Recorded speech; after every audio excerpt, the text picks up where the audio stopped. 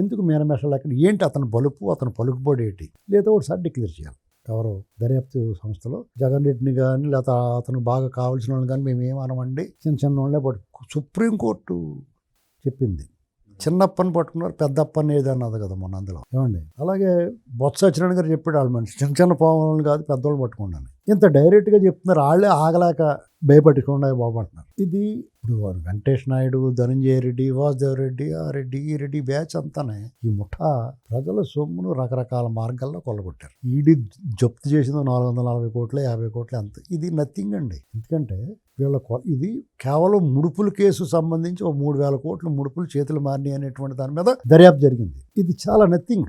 ఆ డిస్టిలరీస్ నుంచి గట్ట ముడుపులు దీంట్లో 440 కోట్లు మాత్రమే ఇప్పటికి సీజ్ చేశారు. ఈ సొమ్ము అంతా వీళ్ళు హైదరాబాద్లో దాశారు అప్పుడు. ఎందుకంటే వాళ్ళకి కావాల్సిన ప్రభుత్వం ఎక్కడ ఉంది, సేఫ్ అక్కడ వాళ్ళ ప్రభుత్వమే ఉంది.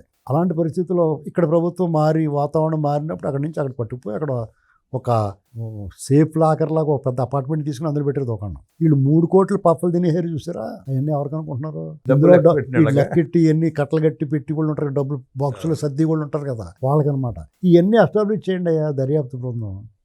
జనాల ముందు పెట్టండి. వాళ్ళు శిక్ష పడతానికి లేట్ అయినా ఈ లోపల సీఎన్ ఉమ్మేస్తారు వాళ్ళ మీద. ఎందుకంటే వాళ్ళు సిగ్గు లేకుండా బయటకు వచ్చి మాట్లాడుతున్నారు.